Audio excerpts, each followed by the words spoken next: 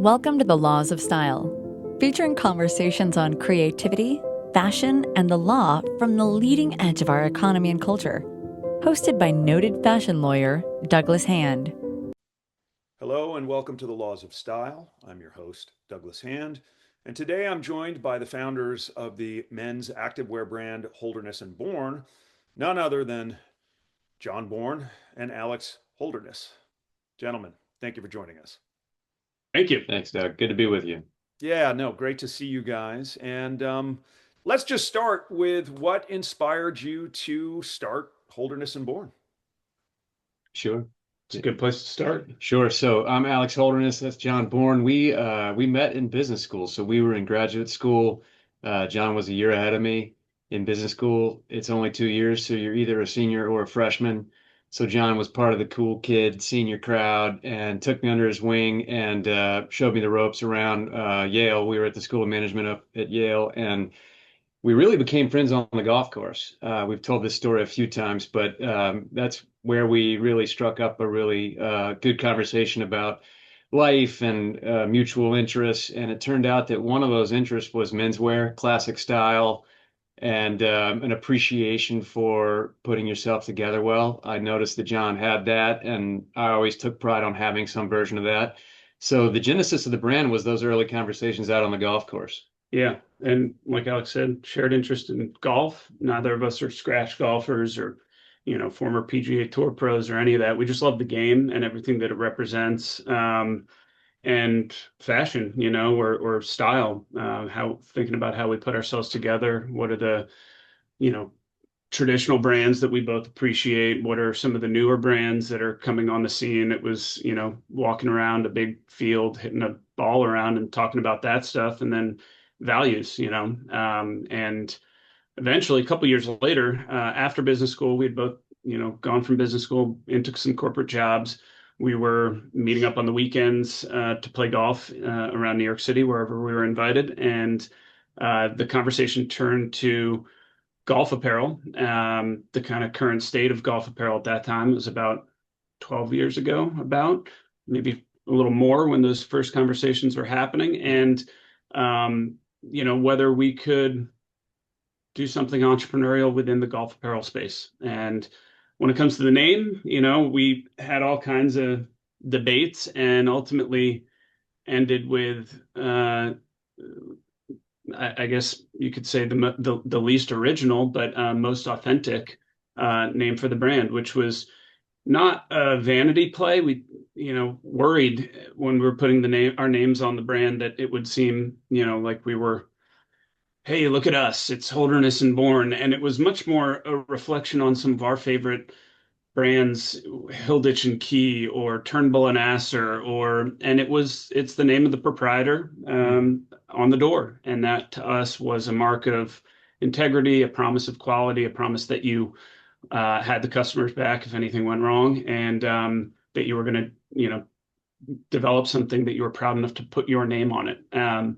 We've since had kids, and now that's, eponymous brands, it's tricky. There's a whole legal element and component to it. Right. But then when you have children, you start to realize you put their name without their choosing on the brand. And anyway, so there's a whole, you realize as you grow and as the prominence of the business grows, that promise you've made, it really means something, and it starts to go beyond yourself, is I guess what I'm getting at there. Yeah, no, that's great. I mean, my students and my clients know that I harp on the eponymous brand often, and I remember early days with our engagement with you talking about it, and there is that legacy element which can be fraught. But I guess the flip side of that coin is there's the pride element. There's the positive side of that legacy, which is your children being proud that they are a Holderness or a Bourne, respectively. Hopefully. Yeah. Well, so what sets it apart? I mean, I know, but for the listeners that may not know, what sets it apart, and what was kind of the pain point that 12 years ago you saw in golf apparel that you were looking to fix? Sure. Yeah, great question. I would say a couple things. Like I said earlier, we appreciate classic style. So we like a collar that sits up properly and frames your face well and looks sharp. We like a more tailored look in terms of fit. And these things that we appreciated in menswear and could find out in the world beyond golf, we weren't finding in golf shops. So 15 years ago, when this idea started percolating in our minds, a lot of it was the frustration we felt going into a golf shop and really not seeing anything that was up to the taste level that we were looking for. And that, again, comes down to some key points such as the collar and how it stands up and even the shape of it. It's a little bit more of a British cutaway, which John and I both appreciated as we were buying woven shirts for dress wear. Exactly. Yeah. So, Yeah. I happen to be wearing one for all of the viewers on the YouTube version of this. I happen to be wearing one of the product right now, very comfortably so. So it's those subtle nuances with collar shaping, structure, like I said, fit, even stripe and color and pattern type style, taste nuances.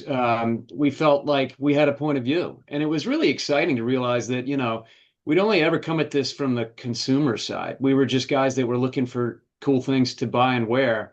And I don't know when it dawned upon us that, if you can't find it, you might as well go try to create it yourself. But that's how it came about. We just couldn't find anything we really were excited about in golf, and we were playing a ton of golf.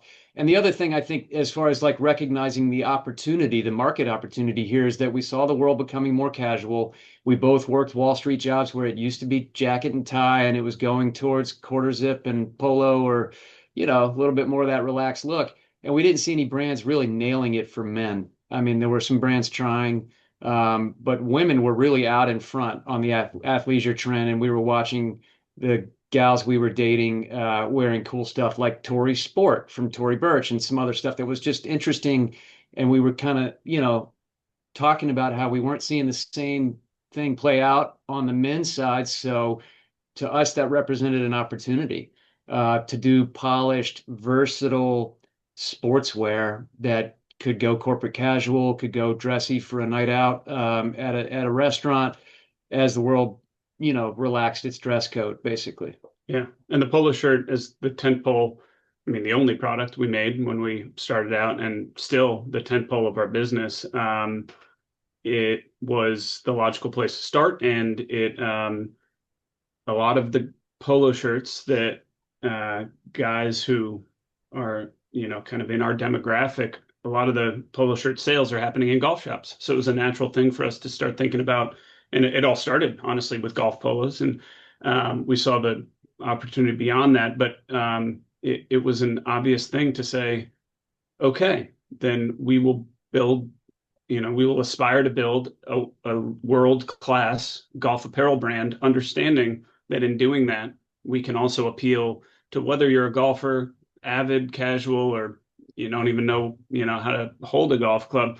We can build a brand around that lifestyle that appeals beyond that immediate use case.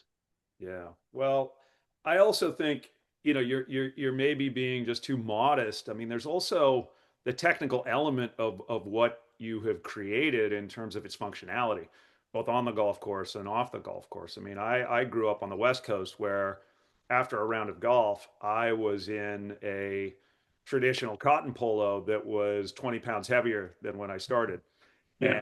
And, doing a round in your clothing, that is certainly not the case. So maybe speak to, just some of the fixes that you guys have subtly put into these garments that, show themselves in the actual athleticism of whether it's golfing or, riding a city bike to work. Exactly. Yeah. Well, I'll let Alex really go down into some of the detail, but everything in the world that is great looks simple. There's this kind of make it look easy ethos that it's not a tagline for us, but it's an ethos, which is it's not easy, but you make it look easy by doing the hard work in advance to show up prepared. That could be, relevant to a lawyer delivering a brief in a courtroom or whatever it is, having poise and grace because they've done the hard work up front.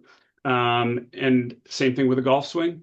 if you see Rory McIlroy swing a golf club, it looks effortless. And yet, if you put a golf club in even, any of our hands, even having spent hours and hours slaving away practicing, it is anything but easy to make it look that easy. Same thing with the golf collar specifically. It would seem relatively straightforward to make a comfortable, stretchy, moisture wicking polo shirt that has a collar that looks as, performs as well as a dress shirt and is easy care, wash, and dry friendly. But it ain't easy. But we did a lot of work up front, prototyping, et cetera, to figure it out. And I think that unlock of figuring out how to make that structured collar, find the right fabrics, and execute that, what was in our mind, that non-existent or not yet existent platonic ideal of a performance polo shirt. That was thrilling when that happened. I think we really, when we first put on some of those early prototypes that started to do the thing, we knew we had an opportunity. We knew we were onto something. But as far as how you do it, Well, I'd say we're just obsessed, and it's funny, I grew up down in Greensboro, North Carolina, so fabrics and mills have always just kind of been Right. in my world. I grew up 10 minutes from the old Cone Mills denim factory before it shut in Greensboro, and my best friend's dad worked for Unify selling polyester yarns. And I could go on and on. My grandfather's best friend was Burlington Industries guy. And so I kind of just down in North Carolina, the textiles and fabrics were part of the economy. And I don't know if I took a particular interest in performance yarns or anything like that early on, but I did care about style and interesting brands that were doing cool, versatile things as I got older and was looking for wardrobe solutions. And then, you tie that in with how much John and I love golf. And that's where it all kind of came together was, hey, you got to have stuff that is stretchy and moisture wicking and performance if you're going to go out and play golf. But these days you can find fabrics, yarns, interesting blends that do all that and don't look shiny. They don't actually look like performance pieces. They're pretty transitional. You can put a tie and a sport coat on over them as you have, Doug, and nobody knows any better. And that's really cool. We just thought that was fascinating and really fun. Blue ocean to go explore, right? And do it with a different point of view. Which for us, like I said earlier, was just the customer point of view. I think it's a bit of a blessing in hindsight that neither of us worked in the apparel industry before this, and we didn't know any better in a lot of cases. We were just trying to solve for something that we as customers thought should exist. And so that really allowed us to be creative with our thinking and our prototyping and what we ended up doing with some of the early styles that got us going. and there's a sewn-in collar stay in almost every shirt collar that we make now. Always has been that way. And like Alex said, we didn't really know what we were doing, so we tried everything. In the end, it was a tailor of Alex's from Jermyn Street in London, where he had lived in his 20s, who recommended this particular collar stay that he used in his more casual sport shirts that were wash dry friendly. We, after having tried a million other things, put that in the collar with the right interfacing combination and got the end result we were looking for. And to that point, I don't think anybody was putting collar stays, sewn in or otherwise, in polo shirts, at least within our, you know, golf focused world. And now you see them all over the place. Makes us wish we had gotten to know you a little earlier, Doug, because we were already in the market for a year, and the IP protections were not possible. Not saying, I'm not a big believer in IP in fashion, but other than your brand name, but I think we were onto something, a unique combination that has become very popular. Yeah, no, that's a great point. And as you well know, patentability expires immediately once you go to market. So if it is a great idea, great to talk to an IP specialist that can evaluate the potential either utility patent or design patent that you might be able to get. That notwithstanding, I think you guys brought a lot of your business acumen to the business. How did being business school students help in the entrepreneurial aspect of starting a company? Well, first thing I'd say is we wouldn't have met each other without business school.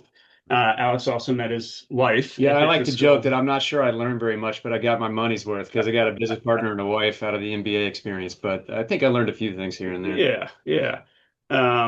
And so that's one thing, it was foundational in terms of us meeting each other. And for me, I mean, I always had a more traditional finance background going into business school. For me, I was a graphic designer and video editor, working at big media production companies in New York City. I downloaded Excel during business school orientation. I'd never used it before. Um, I had a lot to learn. And so it taught me some really foundational skills in terms of how to manage yourself as an executive, as a professional.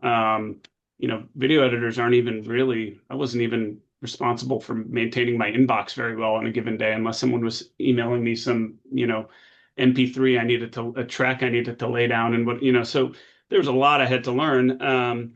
What I will say is I think both of us are very left and right brained. We both have a appreciation for the creative, and but also I think a pretty structured kind of desire for an organized way of being. And so having both of those and that we both have them, I think has helped us. If one of us were the left and the other were the right, there might be more conflict than there is. I think the fact that we both have it is helpful to the partnership, and the fact that anyone has those two things in concert, I think is a necessity in business. One example is SKU control. So one of our big disciplines is not making too many things. You could say that's kind of a business school type mentality, where the more creative mentality might be to just constantly chase the cool new thing that you're thinking of. And for us, we're balancing a desire to do a million cool new things all the time, new product classifications, new colorways of existing products, et cetera. But we're balancing that against the business imperative to limit liquidation, and simplify the business so that there aren't too many moving pieces, and the train doesn't run off the rails. So that's I guess careful discipline around SKU count is one way in which our kind of business school minds are overlaying on the creative desires to make great things. That's really a great point. I find that many creatives, many of the right brain folks, they get so excited about a new design or opportunity that they make missteps because there isn't that balance typically. Mhm. And that's a great point. I think we've touched on a bit of this, but are there any core principles of the brand that, despite rounds of financing, maybe selling the brand, maybe, but that you feel are fundamental to the brand that you want it to always hold? I think we start with quality. We just care immensely. As John has already referenced, we put our name on the label of every single piece that ships out of this building, and that's a pretty high bar for both of us in terms of the integrity, the responsibility we feel to make sure it's something special. So it all starts with quality. Yeah, authenticity is tied into that. I think that whether we're talking at a brand level, but it filters all the way down to what things we make. Um, the authenticity of Holderness and Bourne as a golf lifestyle brand, and maintaining that, it dictates everything. Dictates where we're going to take a photo in a marketing shoot. It dictates whether we're going to make a particular product or not. If it doesn't fit into our relatively and intentionally narrow view of what is authentic to this brand and what is authentic to us, then we're not going to do it. So I think that authenticity piece is fundamental and uh, existentially critical. Um, we talk about, it's not quite quality, but service oriented. So customer first. These are obvious things, but we care just as much about making excellent products as we do about delivering them to our customers, whether they're wholesale or e-commerce customers, on time, and making it right if anything goes wrong. If we're a day late, we're going to pay for the shipping, or offer to fully refund the order if it means you didn't have the thing for the event that you needed it for. So just, I think to a certain extent, as companies get bigger, they lose that, and for us, maybe again, it goes back to having our names on it. We're always going to do what we have to do to make the customer happy. Starts with excellent products, but the service piece is another key component. Now that's a great point. I mean, in terms of authentic, I know from our mutual friend David Neville that you guys are pretty damn good golfers. So that is sort of beyond question. But I think also just from working with you, that same ethos leaks into how you treat your employees. Um, do you want to speak to that? How you've built up and ramped up? Obviously, day one it was the two of you, and you were just looking across the table saying, Hmm. "Employee one, employee Yeah. one." As Yeah. you've grown, what are some of those challenges? And how have you sort of maintained that positive treatment towards your workforce? I'll just start by saying this is something I've been saying recently, but for the first 3 years, Holderness and Bourne was the name of the company and also everyone who worked there. Which, because we didn't come from this background, we needed to spend some time ourselves doing everything, learning everything in factories, understand. We didn't know what a tech pack was when we started. So that was a critical piece of our journey. And any money we lost or wasted, we thought of as the cost of education. It was business school tuition 2.0. Um, when and then the missing, when we started, we wanted to make this thing that we wish existed: better fitting, classically styled polo shirt with a structured collar. That was a big component of it. Another big component of it was the desire to build a business that could employ people that reflected the values that we had, that we shared. And a lot of that is about how you treat people, customers, employees, everybody, how you treat people. So we have cultural tenets that we've written down and that we hire against, manage against, compensate against, and those are very, very foundational and important. I don't want to list them out here, but this wasn't just, hey, we want to make this thing. It was, we want to make this thing and we want to build a business around it so that we can create a team of like-minded folks who get to come together and spend, maybe the majority of their time, on their work is most of your life, for better or for worse. So why not make a place that you enjoy the people you're with, the work that you're doing? So we think a lot about it. I don't know, you probably have more to add. No, that's a pretty nice summary there. I agree with all that. He's right. Let me It's ask. fun when John gets going, Doug, because then I just feel like I can grab some popcorn and Well, let me ask you a specific question. Is there a favorite item that you have created that will always be one of your items, or it was kind of a one-off, but you'll bring it back from time to time? Is there any one item that you feel, wow? yeah, I mean there are a few, and it's a little bit of a convenient answer and a boring one, but this quarter zip I'm wearing, it's called the Westland, and it's a heathered performance fabric that feels like cashmere. It wicks moisture, it stretches. We put a gunmetal chrome wishbone zipper pull on it to dress it up, and it's just perfect. I wear it, I don't know, 3 days out of 5 during the week, and at least one day on the weekend because it's great across about a 30-degree temperature range. It's great for golf. It's dressy enough to wear it out to dinner with my wife.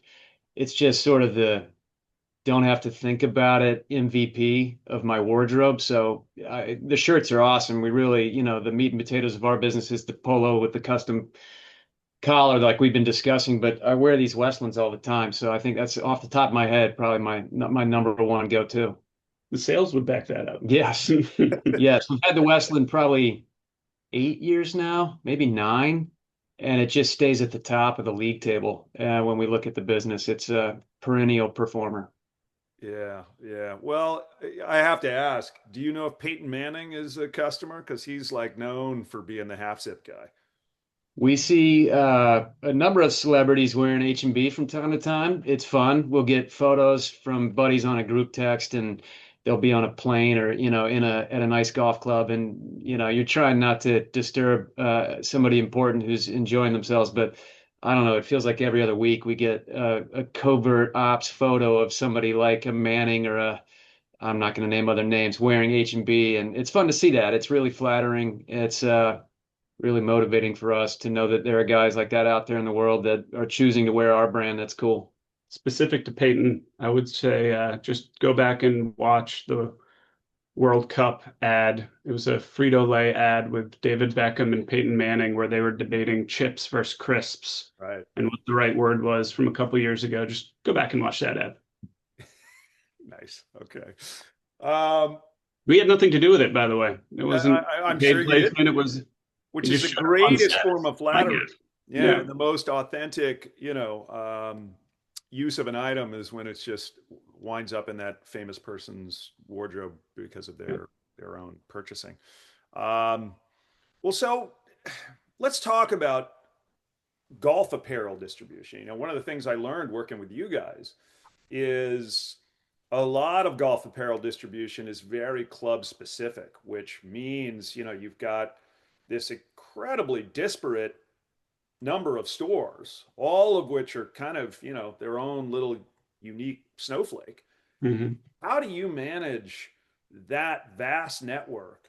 And, how do you dovetail that with more traditional, either sportswear or major retailer distribution, which is the traditional fashion model? Sure. Maybe I'll talk about the sales aspect of golf retail, and then John can talk about the operational complexities, which are significant. But on the sales side, we've done it through a really strong group of full-time sales reps that are Holderness and Bourne guys that sell and service our account base, and a lot of them are former club professionals, so they understand. They've been on the other side of that table, and they understand the needs and the stress points well enough to get out in front of them when they work representing H&B.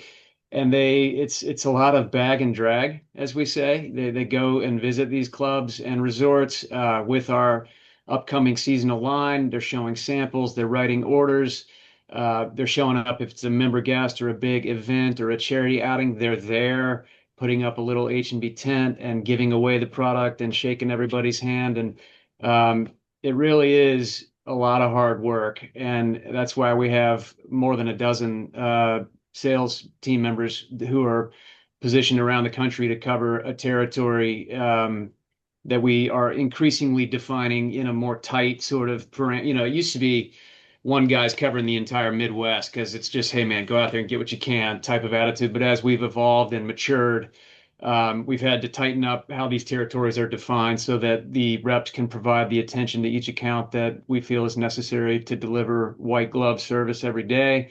And it's a seasonal business, so there's a lot of getting out in front of.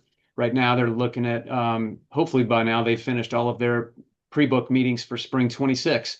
They're probably wrapping up their last few right around now, but from July onwards of any given year, they're out trying to sell spring of next year.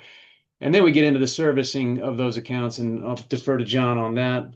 Yeah, so to a certain extent, all of these clubs are collaborations. The business we do with these clubs are a collaboration because we're putting the club logo on the Holderness and Bourne product, and that combination is a magical thing. It's great product with this iconic logo that people are proud to be associated with, whether as members, guests, and I think it's one of the cool things. You could go either towards the exclusive, it's a little elitist, or you can go to it's a group of people who have a shared interest, and the logo on their shirt helps them express to the world that they've got that shared interest, and strike up a conversation on the line at Starbucks and say, oh my gosh, you were out of Bandon Dunes. How crazy was that? Did you play Pacific Dunes? Oh my. And, I think that sense of community and expressing that sense of community is increasingly important in a digital world. So that's to me, that's the nice part about what we do.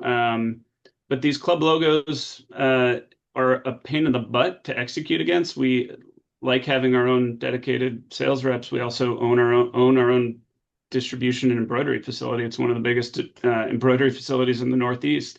And that is a lot of touches. I think every 80% of the units we ship are embroidered, and every one of those embroidered units has five, six, seven people touching it, from picking through preparation for embroidery, finishing after embroidery, final QC, packing, and out the door. So it's a very labor intensive piece of our business, and not everybody does it that way.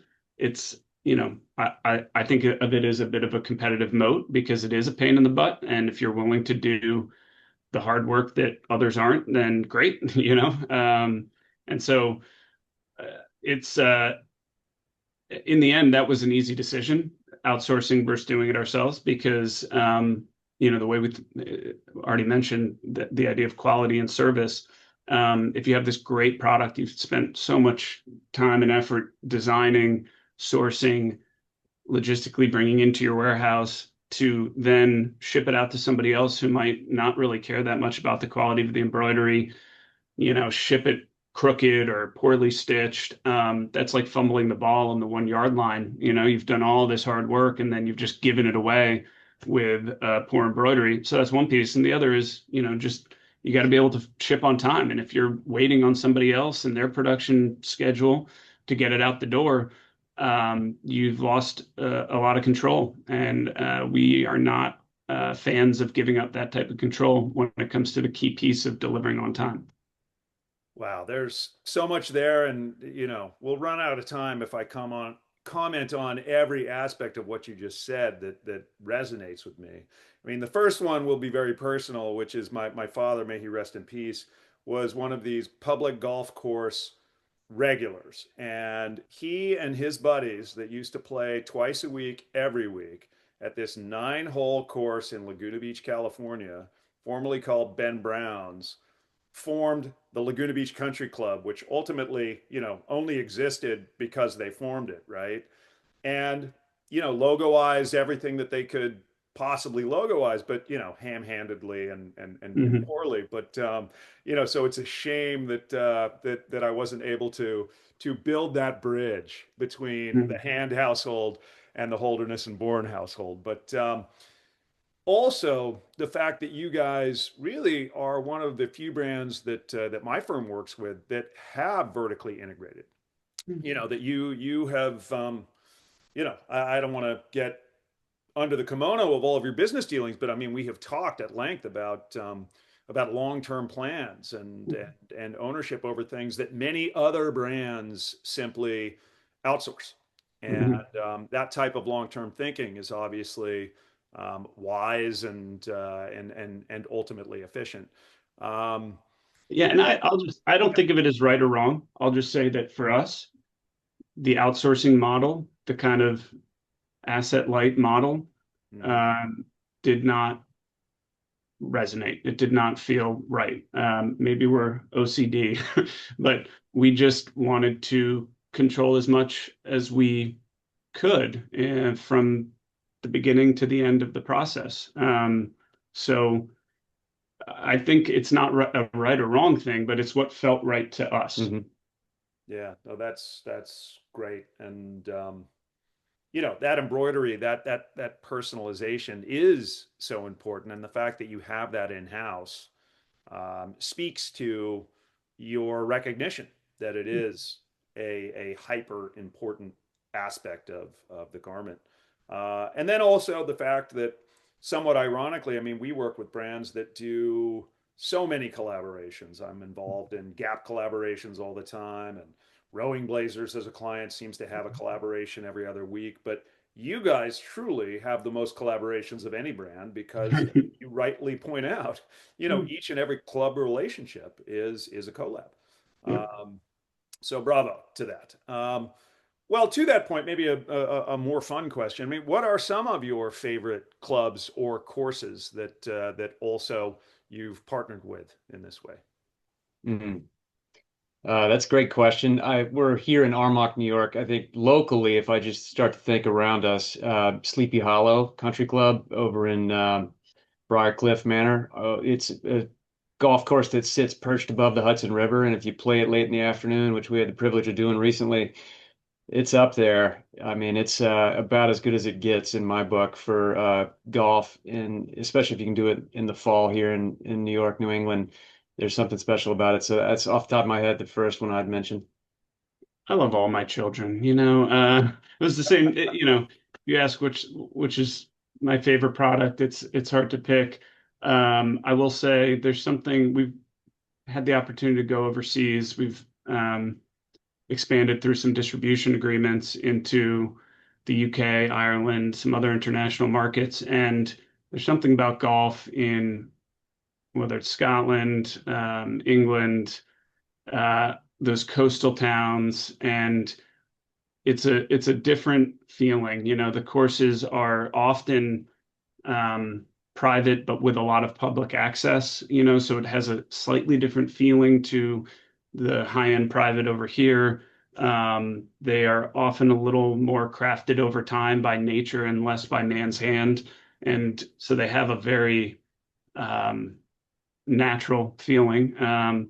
And maybe it's also just the fact that you're traveling and everything's a little different, and you're kind of there's a certain glint in the eye. But I would say I'm not going to rattle them off, but a number of the UK golf courses rank in my top.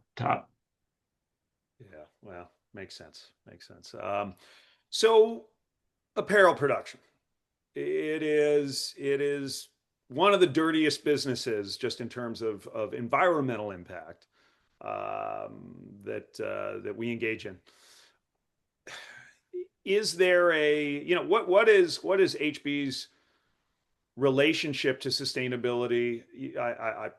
You mentioned it, but you can mention it again. I mean, to me, the biggest impact that the fashion industry has is overproduction, and Mm. and that is an area that I know you guys do not engage in. But what is the ethos around sustainability, and how do you guys tackle it? Sure. I'd start by saying we care. And so we are always looking for ways to become more sustainable. I mean, we acknowledge the impact that you're talking about. We're looking to mitigate that impact. And thankfully, now we have a team of sourcing professionals who are thinking about these sorts of things every day. So when we go look for fabrics, it's, can we find something recycled or recyclable? We use a number of those types of yarns. We use biodegradable yarns where we can. And it's fun because the mills understand that this is the trend. And so we're starting to see better and better options in that space to work with sustainable fabrics. We also care a lot about RAP certified, Blue Sign certified partners who, at the factory level, have sustainability in mind with their energy usage and waste management, all of those considerations. So we have a sustainability page on our website that anyone who's interested can go and sort of learn a little bit more about how we're approaching those things. But we really are trying to find ways every day to mitigate our impact on the environment and be better stewards, of the planet. And we talk a lot about it. Yeah, it's a tough, square to circle because ultimately you are extracting, uh, reconstituting, but to a hopefully higher use, in terms of you got to put something on your body. And the things we make, they are not, it is not fast fashion. It is not, these are high quality, um, the classic and relatively timeless pieces that are meant to help you build a wardrobe of fewer, better things. And I think that, in addition to everything Alex mentioned in terms of the how you make it, is the biggest thing we can do is be thoughtful about what we make and have quality and durability in mind so that this is not a one-time use item. You know, this is not a plastic cup. This is something that will be in your closet for years.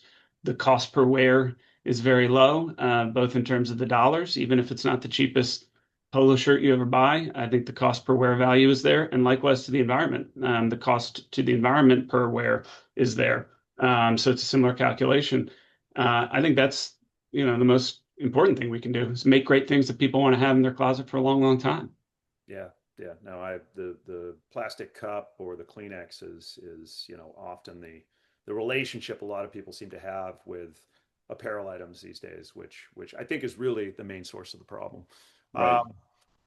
Well, so you guys came of age, the brand came of age rather, during a period where direct to consumer commerce, very in vogue, very, very well financed as sort of fashion tech, and the venture community loves tech in any aspect of what they invest in.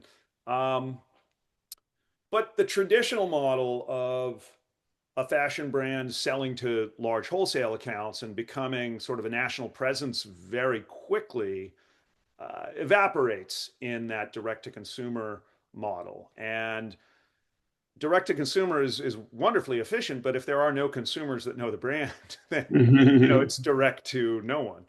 Um, so do you feel that shift has actually made startup costs in fashion higher because competing with those that are going to spend on SEO is just, you're a pebble going into the pond, and the pond itself is the Pacific Ocean and it's roiling? Or do you think the way some do that, well, it's direct to consumer and it's a real opportunity. Anyone can start a brand and immediately engage with their consumers. I think there are no magic shortcuts. I think, there was this notion for a while that DTC was this magical new way to scale a brand with better margin and avoid the headaches of wholesale relationships and so forth. And that's all a little too good to be true in the end. If you look at the experience of a lot of the DTC first brands that have emerged over the past decade, I think a lot of them end up figuring out that you have to have some kind of approach to brick and mortar and or wholesale. In our case, I think we're fortunate that we wanted to be a golf brand from day one, and that meant getting it into golf shops because, as John pointed out, guys buy a lot of their golf apparel that they're going to wear on the course and in their lives in these golf shops, whether it's at public resorts, public courses that have a nice merchandise offering, or the private clubs that they frequent on the weekends with their families and want to sort of look the part.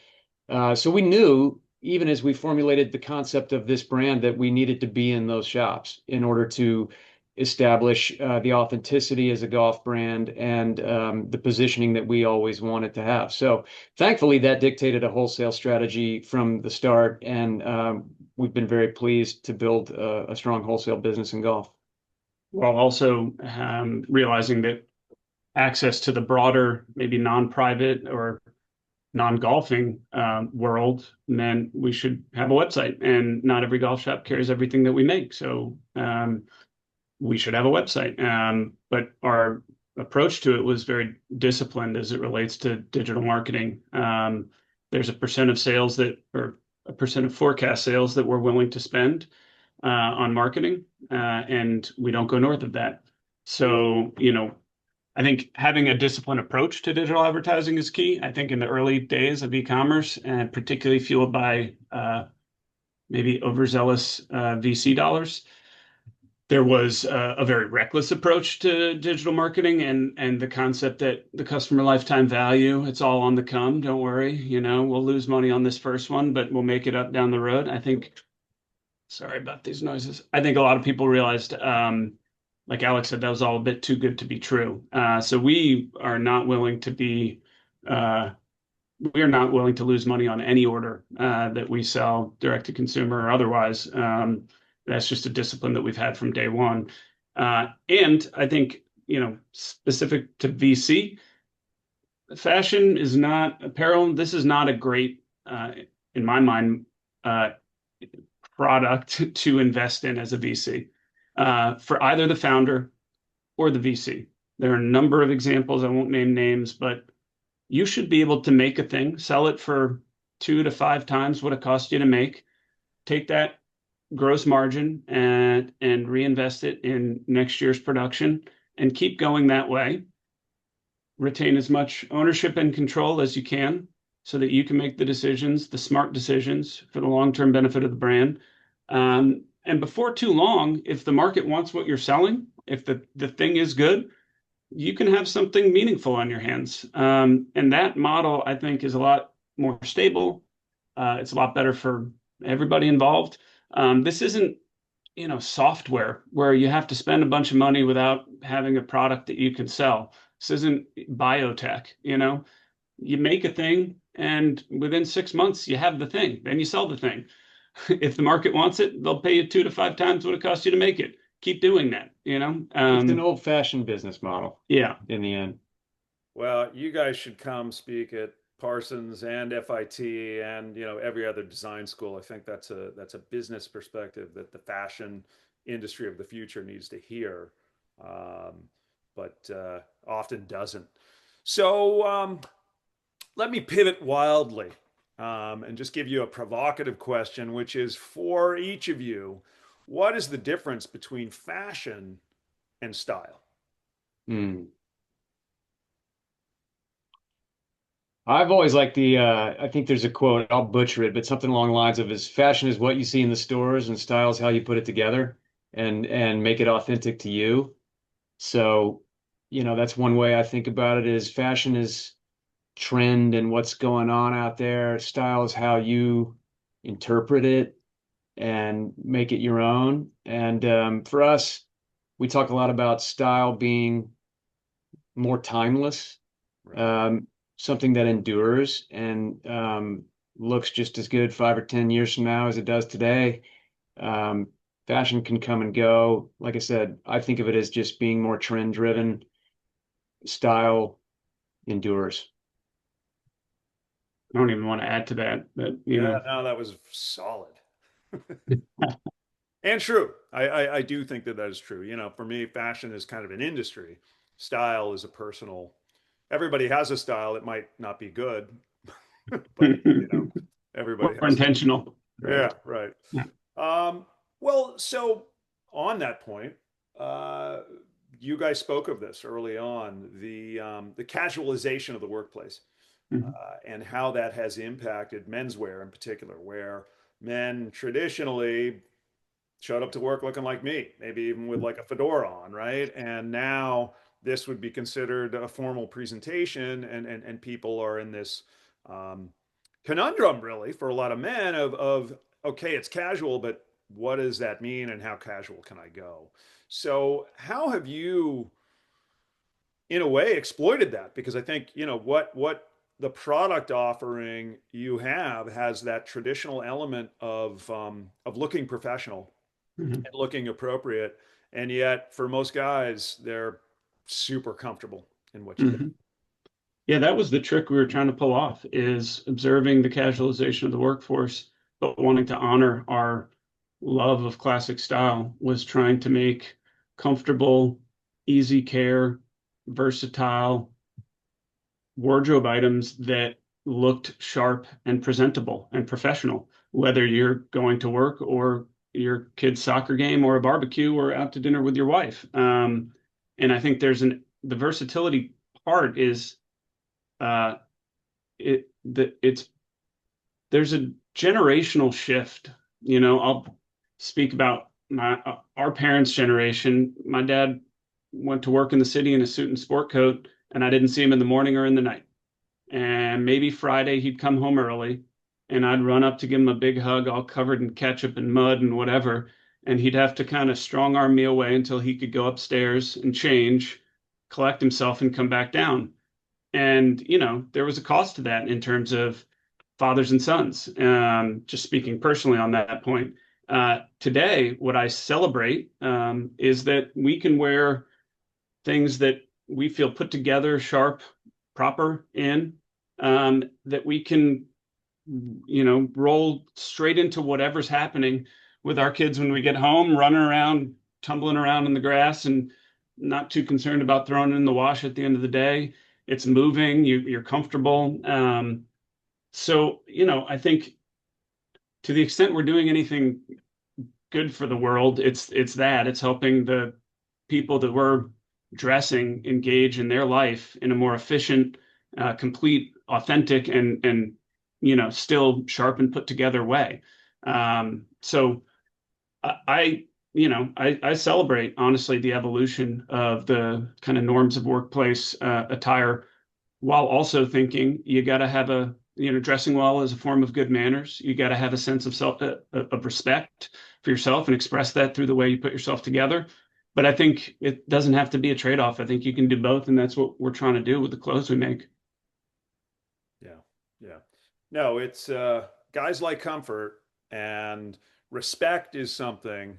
Respect for others, respect for self is something that we're seeing, less and less of, unfortunately. Mm Uh, -hmm.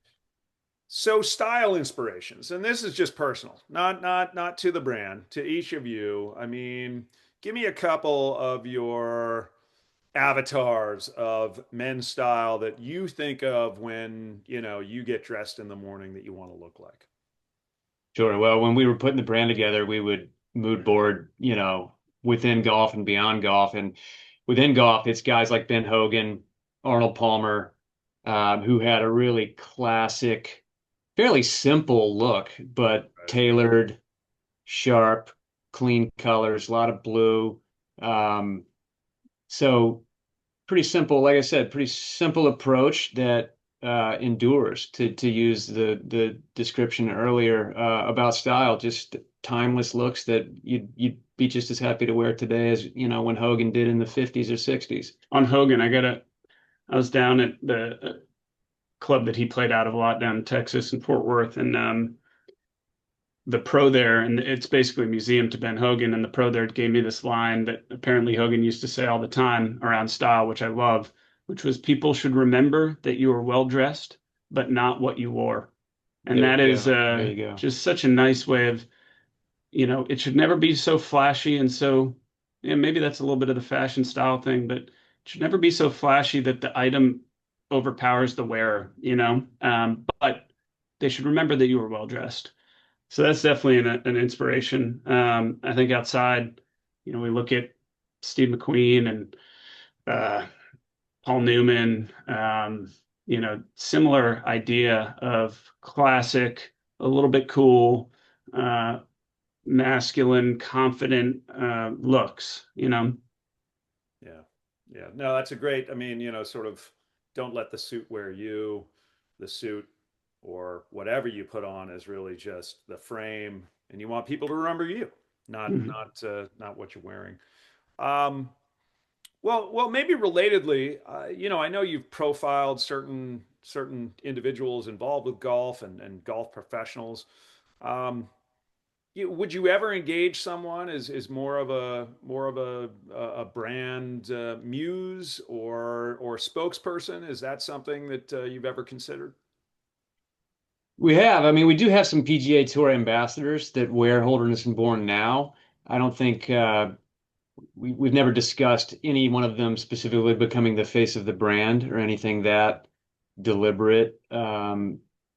But we're really proud to have the ambassadors we've got a guy named Ben Griffin. I'm a UNC Tar Heel, and we found Ben through the UNC alumni channels that I'm involved in, and he's been a fantastic ambassador for Holderness and Bourne. He recently made the Ryder Cup team, so he was out at Bethpage. Unfortunately, on the losing end of that Ryder Cup campaign for the U.S. team, but really huge milestone for him. And then some other really, really impressive guys on the PGA Tour, guys like Bud Cauley, some up and comers who are making their way off the Korn Ferry Tour up to the big leagues, and even some amateurs. Now that the rules have changed in the amateur game, we've got a young man named Mason Howell who is not yet even in college, but won the U.S. Amateur this past summer and enjoys wearing Holderness and Bourne. And so it's fun because across that spectrum, from established PGA Tour player down to precocious up and coming amateur, we do have guys out there representing the brand as ambassadors, and it's a point of pride for us. Yeah, they're playing at the highest levels in the things that we make. But so there are a lot of, I would say, golf and other personalities that we are associated with, even but no one who defines the brand. Even as we've been encouraged, kicking and screaming by our marketing team to Alex and I be more brand in front of the brand, we've been very cautious not to make the brand about us. We are not Holderness and Bourne. I mean, we are, but we're not. You are. Everyone is, and I think that's the notion is that we are proud to associate the brand with a number of athletes and others, and obviously proud of what we've done to build the brand and tried to put some of ourselves into it. But ultimately, the brand sits above all of that, and so we've been careful not to let it be any one, have there be any one figurehead or persona to the brand. Yeah, yeah. I think, a lot of brands do face that issue, whether it is a creative director who um, does not want to be out in front of the brand, but the realities of today's marketplace somewhat dictate that they be Mhm. a personality, uh, or a brand ambassador who perhaps unwittingly somewhat hijacks the brand itself, and there's risk associated with that. I mean, Sure. if you tied your fortunes to some professional who got embroiled in something that was unsavory, Yeah. that a lot of goodwill would be tanked there. Mhm. I guess I'll also say, I mean, one of the things about golf, as televised and as watched live, unlike so many other sports, I mean, you really do get to see, they make an apparel choice that is, you don't see LeBron James in anything but a Lakers uniform, right? Mhm. And you don't see any football player because they're covered by a helmet. And yet Mhm. with professional golfers, you get to see 360 what they're wearing, Mhm. and it's a fashion choice. And some of them, I think of like Greg Norman. I think Mhm. some of them really cock it up. Yeah. Some of them look great. Yeah. And, I think I don't know how many of them, I don't know that world so well to know if they have stylists or if it's their personal choice. But certainly an opportunity for brands, and I know and I'm proud that you guys have some professionals on the tour that are wearing you. So, normally I ask, what global cities do you think of, for menswear style? But I want to somewhat modify the question and go back to courses and ask, are there any courses that you've experienced where you thought to yourself, damn, everybody here just looks so crispy. They're Mhm. just they've been very deliberate about what they wear to the course and the respect for the course. Or the opposite of that, of course, you've been to where it was like, oh my God, this is Caddyshack times 10. That's a great question. And John and I were recently talking. I brought up Charleston, South Carolina, which as a Southern guy, I've always sort of admired and appreciated Charleston as a sort of a bastion of men's Southern classic style. The shops like Ben Silver and Grady Urban that endure down there. I remember as a kid going with my father to, he'd pick up six new ties or whatever he was doing at Ben Silver. And so it was fun to be indoctrinated early into that world. But the way they wear color is so sophisticated and confident. And I was mentioning John earlier. There's a guy we know down in Charleston, and he's a member of a club just outside of town that's a real classic old guard club. And he wore our sage green vest in a way that I've never seen anybody wear it. He had it with a white piqué polo underneath, but then he had these butter yellow cotton chinos that he paired it with. And it was the coolest look I had seen in I don't remember how long, and something that you just wouldn't expect to see anywhere other than a place like Charleston, where a guy has that strong of a sense of style, and a playfulness with color that you find in the Southeast. Right. So that's off the top of my head one of the best examples. Yeah, I'll go back to the UK and just how they put things together. A lot of it tattered, and there is a certain spreziatori to the kind of beat up old plus new plus Mhm. kind of rolled out of bed, but it somehow has even in its slight sloppiness has a gentlemanly kind of intentionality to it. It's you know I might not be that, but I can appreciate it. It's a style. Yeah, yeah. Now my mother's English, so my grandfather was that guy, Yeah. with like the pipe and like maybe one part of the shirt weirdly untucked, which of course was not intentional, but Yeah. was a thing. And the way they wear. what I'll call, you know, old school technical fabrics, right? Mm, Where, they'll have wool and say, well, wool mhm. Yeah. actually is very useful Yeah. because You of know, the the sheep way. when they're on the top of the mountain. Yeah. Right, right, exactly. Well, gentlemen, this has been a sincere pleasure, and I feel like we could talk for hours, but we've come to the end of ours.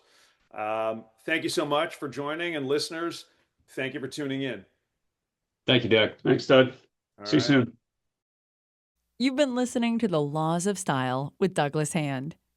For more information, go to our website at www.hballp.com. And you can also follow us on Instagram and Twitter at Hand of the Law. Thank you for tuning in, and stay stylish.